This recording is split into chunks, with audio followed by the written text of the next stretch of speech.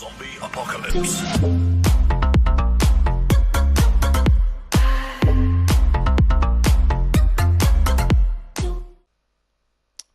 Now then, we are back with another video on our races roster tactics skill up help video, shall we call it? And today we've got a race what doesn't get much love. Dwarfs.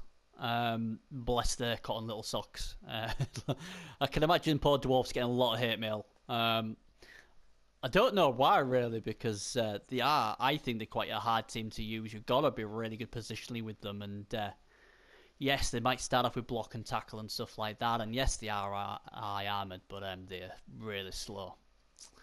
But yeah, so dwarfs, a team. If anyone knows who I am, Bernie Buffon, obviously, will know I've had some interesting run-ins with dwarfs. I was lucky to play the first ever PS4 playoff game in season 1 of the Cyanide Cup, where I tried to score 10-25 of overtime. The only problem is there's only 24 turns in a game of Bloodbowl, and yeah, I got knocked out by a big massive tree in penalties. And I was against Wood Elves, and again I had heartache going out in overtime with my other dwarfs when the crowd threw it to my opponent in the playoffs in overtime.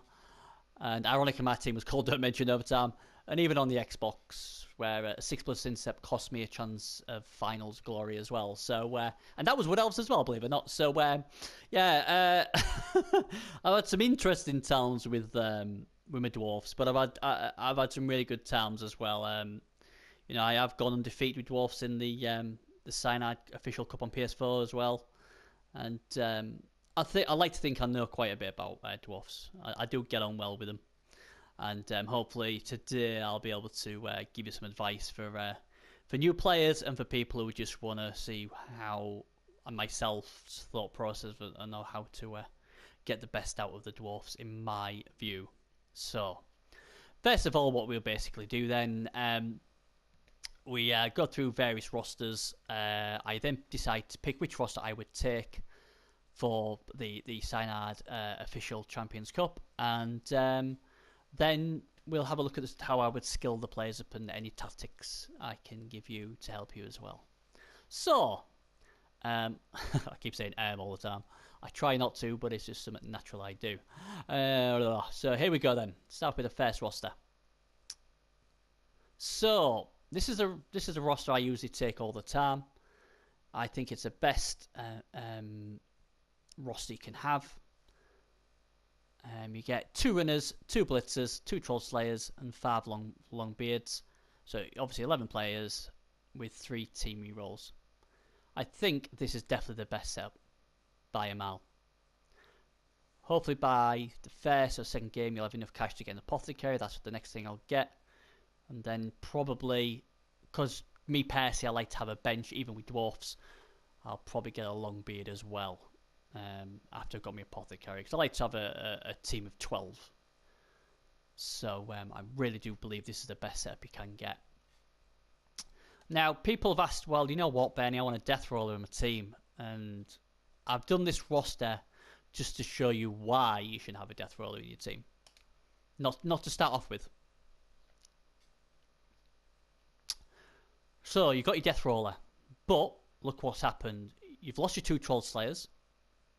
And you've lost a team reroll. And what you got to remember as well is your death roller will be sent off after 1 drive. So you'll be down to 10 players. It is a recipe for disaster.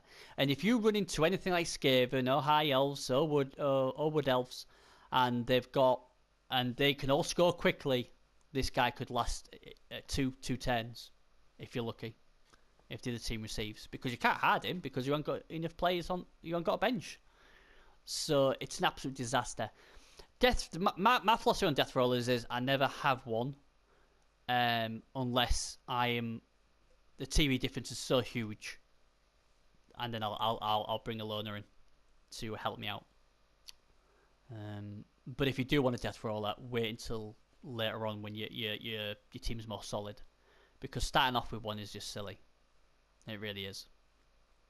and you'll come unstuck against a lot of fast-scoring teams. But that's just my opinion. If you want to go with that, fan, I'm just telling you why I think it's a bad idea. And finally, the last dwarf roster. This one is if you want a bench. So if you want the 12 players. But the problem is, if you want the 12 players, look at this. You lose a team reroll. You lose a runner. And you've only got the one troll slayer. And for losing all that, all you get for it is a long beard. An extra long beard. To have the 12 players. Bearing in mind, you're Manan, mostly. Apart from troll slaying runners. Unless you get really lucky, most of these players you'd like to think it'll stay on the pitch. And bear in mind, they all have thick skull as well. So there's a 4+ they'll reverse a knockout as well. So I think this isn't the build. It really isn't. But again, I'm just trying to show you how you can do it if you do want the 12 players. But I mean, you know, I suppose 2 team rerolls isn't too bad because obviously you've got the built-in show hands on the runner and you've got the built-in block all over the place. But again, personally I wouldn't. So out of the 3 rosters, I'm sure it'll be no surprise to say that this would be the roster I would do, and this is the roster I've taken when I've tried to qualify for the playoffs with my dwarfs. What I've done twice with them. So and I've also qualified obviously on the Xbox with dwarfs as well. So and I've used the same build every time. Right then, so let's go on to the skill ups. Good old dwarf skill ups.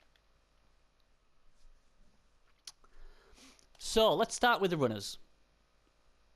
First skill, if you don't roll a double, should be block. If you do roll a double, get dodge. If you roll strength, take it. If you roll agility, take it. But if you roll double 1, double 2, double 3, double 4, take dodge.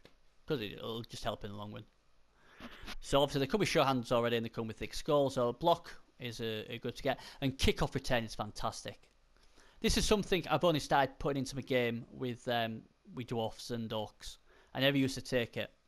But I'm so glad I have now because the amount of times where you know, from the kick-off, the ball to get a really good bounce for the opponent, and then I'd have to run back for it because they're not very fast, and then I'd have loads of like wood elves or high elves in my face, and like, oh my god, and I'm always on the back foot.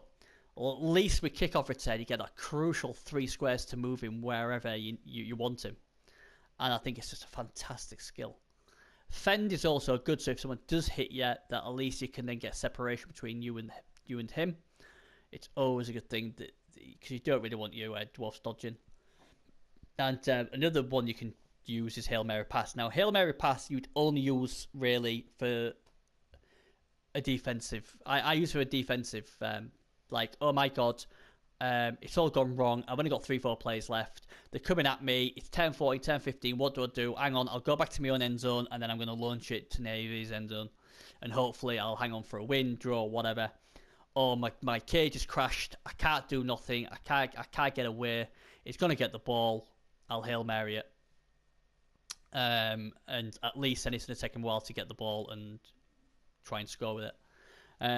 The other option is obviously, you know, you invite the pressure onto you and then a few guys go the other way and then obviously you sucker with a Hail Mary Pass. It is very, very hard these days to sucker people with Hail Mary Pass because, you know, it's been done so many times. So don't be relying on that saving your bacon. I did it in the Xbox where Carlson Cast decided to send all of his players, just about what I still can't believe to this day did. And my guys went, see ya, and threw the ball the other way and helped me win 1-0. A guy with that experience, I suppose, really should have known better, but hey. Playoffs pressurised and, you know, they can make you do silly mistakes. But again, I don't take Hail Mary very, very late on. But this is a solid build in my opinion, and this is a build I would look to get. Like I say, agility, strength would be fantastic. Movement as well. Movement 7 is such a big difference to movement 6. Or I feel it is. And then obviously you've got armor, but armor, I wouldn't take it unless it's late on. This runner build is more likely for defense because obviously all your dwarfs like movement 4, movement 5. This guy I use as a defensive sweeper. So you'll see he starts off with block, and then I give him tackle, and then things like strip ball or frenzy, and then later on I'll give him pro. So obviously you'll get 2 chances to try and knock him down if pro works. Like I say, he can still run the ball because he's got sure hands, he's got blocks, so he can still do it. But this guy's also very important on defensive duties as well. I will put anybody off going here. Some people are flabbergasted. Why would you build a guy like this? Well, I just tell you to just build a guy like this and see what you think.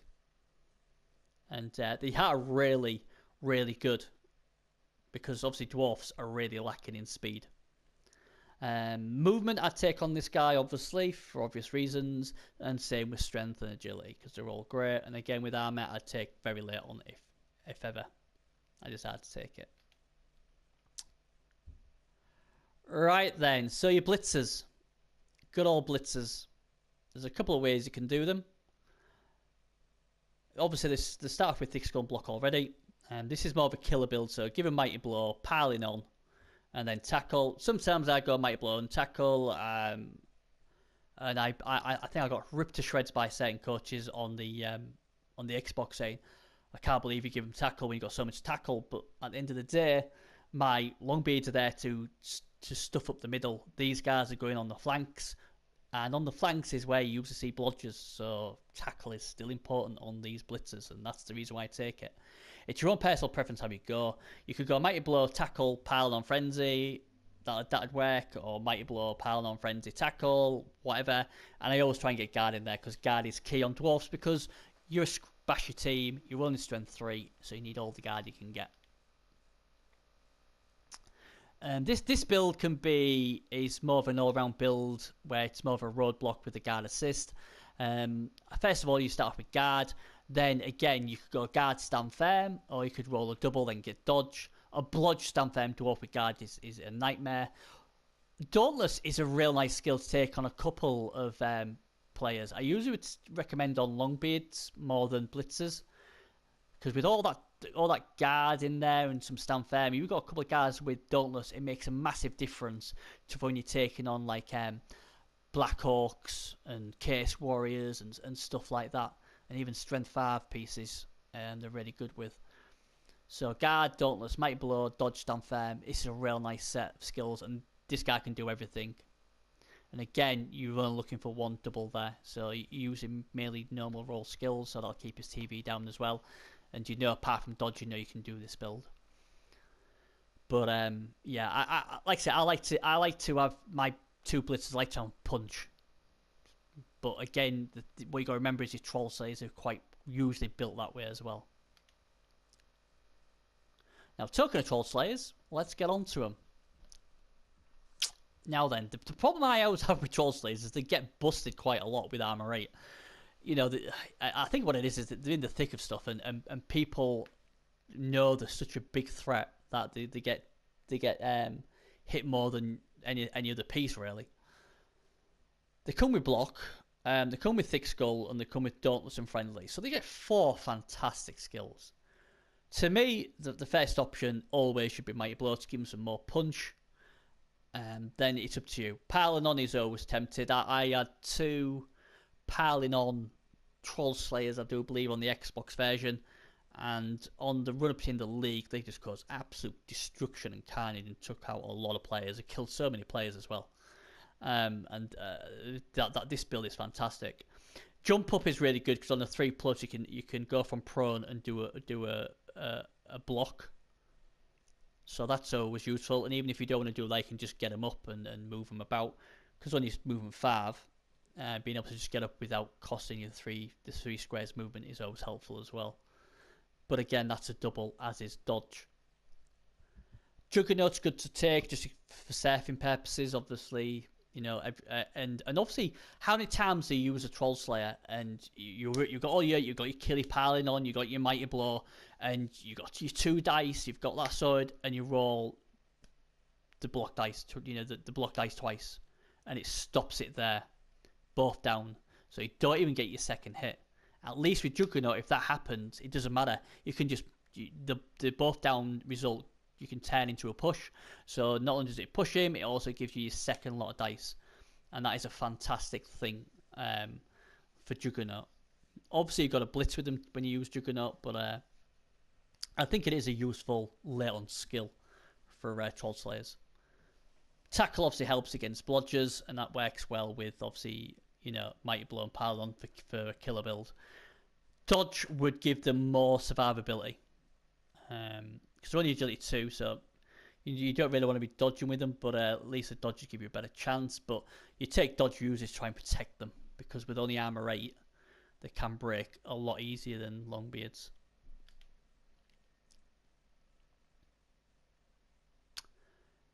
Right, the other build, again, the builds are quite similar because this is where I usually build them. This basic build though gives you the option of trying to get rid of the ball, trying to get the ball off them. So you start off with Mighty Blow as usual, then you go with Strip Ball, Tackle. So basically, it gives you every best chance of getting that ball loose. If they haven't got sure hands, then obviously push will result in the ball being stripped. If they've got dodge, then Tackle will negate that. Pro will obviously give, if you don't get the right result, so let's say like you only get a push and he's got sure hands, you can use your Pro and try and get a free reroll in there. And then obviously Stand Firm's good to protect you from being counter-surfed if you're near the sideline. And obviously Guard's just great for everything. So like I said, these are good. I'll be honest, I usually go with the other build, but this is just a little tweak on what you can do with a Troll Slayer. But basically, Troll Slayers, in my opinion, should be Enforcers. They should be the guys who do the damage. Good old Death Roller. Right. So, if you roll a double, you get block. Yep, that's the standard way of doing it, I know. But you know what? The way I like to do it, if I roll a double, and it's very rare I do take Death Rollers, unless it's in inducements. But when I've took Death Rollers before, when I used to roll a double, I'd take dodge first. I wouldn't take block, because your strength 7, you have break tackle, and if you take dodge, you can you could just go straight into a standard cage and get to the ball carrier, and damn well you're going to get 2 dice on him. And you've got Juggernaut as well, don't forget. So if you did just roll both downs, Juggernaut will make you be able to push him. So, try it. Try it with dodge. It's a pain in the backside. It scares the living daylights out of people. If you want another funky skill, diving tackle. Get this guy marking 3-4 players up. People won't even realise he's got diving tackle, and they'll just try and dodge. And most of the time, unless they're really high skilled or really lucky, he'll take them down and he'll cause a turnover. So block, standard. Dodge, to me, is better than block on this build. It really is, because you've got Juggernaut already. So try it with dodge. It really is a good skill to have. And the great thing is, now, I'll have to check on the legendary, but to my knowledge, if you take a mercenary, you're allowed to give them 1 skill. Now, if that's the case, I don't know if they're just allowed the standard skill or they could actually have a double skill. Because if they could get a double skill, then dodge would be fantastic. I've got a feeling you're probably not allowed, but if you can, get dodge, because dodge rocks on this build. It really does. But yeah, that's the way I build. Multiple block, obviously, that's another thing you could get, because you're strength 7 anyway, so hitting 2 guards a turn would be fantastic. And that would work really well with block, or if, because obviously it's more reliable, because you're going to be getting 2 dice instead of probably 3. Guard, obviously, you can't go wrong with guards. And grab, obviously, when you hit with grab, you'll be able to start like deciding where they go. So if you can try and get 3 or 4 strength 3 players around you or strength 2 players around you, then obviously that's going to help your team out massively. Like I say, Death Rollers are fantastic. One of the best pieces, if not the best piece in the game. The problem is they get sent off after 1 drive, and that is the issue. But if you're going to take one of these, you can always get the staging upgrade of the Brab, so you get 3 Brab. So then, as long as you don't roll a 1 for Brabs, then you can have this guy for 2 drives, what will make him a lot better. Right there, now we come to the hard working, hard grafting guys who do everything, protect the ball carrier, try and dominate the middle, you name it, they do it. And it's a very standard build. There's 3 skills these guys should be getting: guard, stand firm, mighty blow. Guard obviously is so important. Really, majority of your Longbeard should be getting that first skill. Yes, you could give a couple of a mighty blow, and I've seen people give a mighty blow because obviously they'll skill up quicker, but you still need guard. If you've got no guard and you come up against, I don't know, 4-5 Saurus or 4 Black Orcs, you're going to struggle without guard. And if they've got guard and you haven't, you're in a world of pain. So I always take guard on majority of them, and then you could go mighty blow, then stand firm, or guard, stand firm, mighty blow. Stand firm is such a pain in the backside for your opponent, and if they can't knock you down, then he's going to stay where he is, and he's going to keep assisting you the rest of your dwarfs. So it is an absolute fantastic thing to have. This is a build where every single dwarf should, every Longbeard dwarf should have. Now then, there is a few tweaks we can do to the Longbeard. I was talking about this one earlier where I said, you know what, give a smattering of Dauntless in there. So you could technically go guard, Dauntless, stand firm. It just helps you against them big strength 4 pieces or strength 5 pieces. You know, you've got your Dauntless and you've got your guard assists, and you're going to get 2 dice most of the time. So, you know, a little tweak, and then obviously after Dauntless, I would be good looking at Mighty Blow again. Right, okay, so what happens if you roll a double? Well, there's 2 options you can get. Your first option is dodge. If you've got enough guard already, and I would even take that on the first skill, because a blodge stand firm guarded dwarf is a pain in the backside, an absolute pain.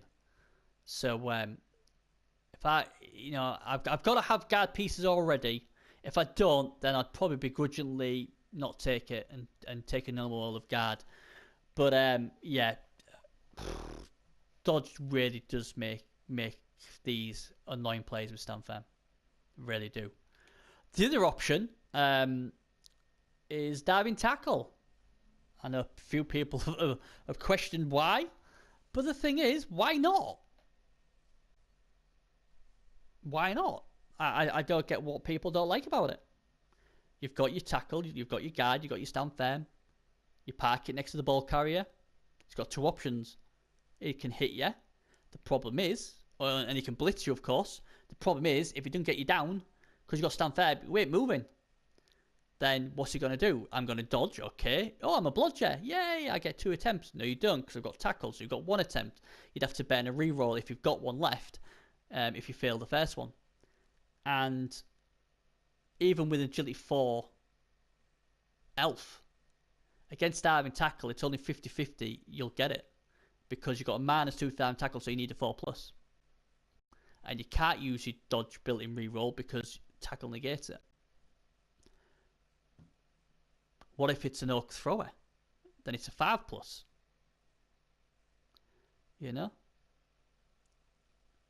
Same with a skink. 5+. Because it's -2. So it's just such a good thing. I'm not saying go crazy on it, but 1 or 2 pieces. And the great thing about diving tackle as well is a lot of people expect you've got it. So they'll be like, oh yeah, I just dodge out the way on a 2+, and then all of a sudden it's like, what's happened? Oh crap. Turnover. I've seen people complain about diving tackle, and then I've seen them sweat going, oh my god, oh no, that's bad, his diving tackle piece, what am I going to do? I need to dodge what I daren't because he's got diving tackle. And then all of a sudden you think to yourself, you know what, it's not actually a bad, you know, you said it was a bad choice, it actually isn't, is it? It's actually quite a smart choice. Like I say, you wouldn't go mad on diving tackle, but I think it's a great choice, I really do. If I rolled doubles first, I'd probably go, like I said, I'd probably go dodge if it's my first skill up, or guard. The diving tackle I'll probably take some like 3rd skill probably. But again, it's just a different one. Now, this is a build I see a few times. This is your killer Longbeard build. So you go Mighty Blow, piling on, and then after that, whatever else you need. Jump up, obviously, is not too bad. 3+ to do a block from prone. So that's pretty good. Pro, obviously, because you're annoyingly only got pushes, so you know what, you don't want to bend a reroll, so you'll try Pro. Try and get a free reroll on 4+. Guard, because obviously dwarfs need guard. And stand firm is great, because if they try and take you out and they fail, then you're going to get a free shot when it's your turn. And same with jump up, if someone knocks you down and they follow you up and they don't break armor, bearing in mind you have an arm, then you've got a great chance of getting back up and piling on them. Again though, I do believe if you want this build, you really should be looking at your Troll Slayers or your Blitzes. But it can be done if you want to, is what I'm saying. And then finally, I've just done a legendary piece here. So even if you go about the stand, I mean, look at that: guard, mighty blow, stand firm, dauntless, dodge, diving tackle. So this is 2 doubles out of 6 skills. So there's a good chance you can get them.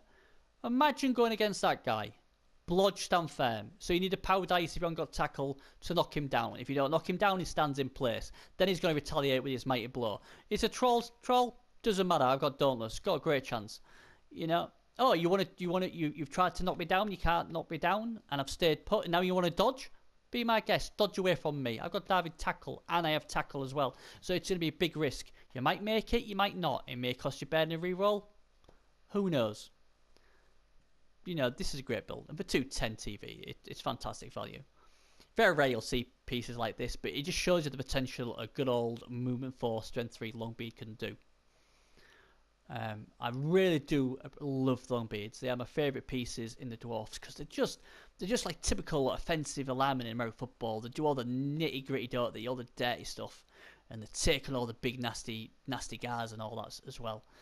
And it's like a shield wall. I just think, you know, these are fantastic. And that's it. That basically is the Dwarfs. They can be frustrating. They're so slow. You know, and positioning is key with Dwarfs. You make even just 1 or 2 slip-ups, and that could be the difference between winning or losing a game. I don't really think... I think people think, oh, Dwarfs are for beginners. They're not. They're not. Definitely not. There's a lot easier teams to use. There really is. Because people say, well, Barney, they have tackle. Yeah, but how many, apart from Amazons, how many teams are loaded on dodge from the beginning? Not many. So tackle most times early on for Dwarfs is redundant. Thick skull? Yeah, it's alright. It's a 4+. But it doesn't hurt the opponent. Like I said, block's probably the best thing, because most of them have block. And the runners have sure hands was nice. But, you know, Dwarfs are a team where, you know, if you want to learn how to position in Blood Bowl, then Dwarfs would definitely be the way to go. Because, rightly or wrongly, these will punish any bad positioning plays from yourself. So, there you go. So that's my Dwarfs done. So, we're getting through on these, aren't we? And, you know, news today, rumours are that the Cup competition will be starting shortly. So, all excitement there. That should be jolly good. Like I said, best thing to do is subscribe to my channel. That's the easiest way, because like I said, we're going to have loads of videos. I'm going to do all the teams. I've already done all 8 Legendary Edition teams. We've done Orcs, Necro, High Elves as well. Now we've done Dwarfs. So there's 12 teams we've done already. They're all obviously on my channel, and I put them all in a playlist as well, so it's nice and easy to find them. We'll be doing weekly shows of the Cup competition as well, the official Cup competition on the PS4 and the Xbox One. We'll also be doing live streaming of the playoff matches as well. And as always, I'll be available, and we'll be doing the PS4 final of the Cup competition. And hopefully I'll be trying my best to do some Xbox One playoff games, and hopefully be involved in the final as well, if possible. So thanks again. Much appreciated for hanging around. I hope I've given you some information or some help on how to play Dwarfs. It is a team I've been very successful with and know quite a bit about. So trust me, if you follow these sort of skill level ups, you'll do well. So thanks again. Take care. Stay classy out there. Have luck on the Blood Bowl pitch, and I'll see you in my next video.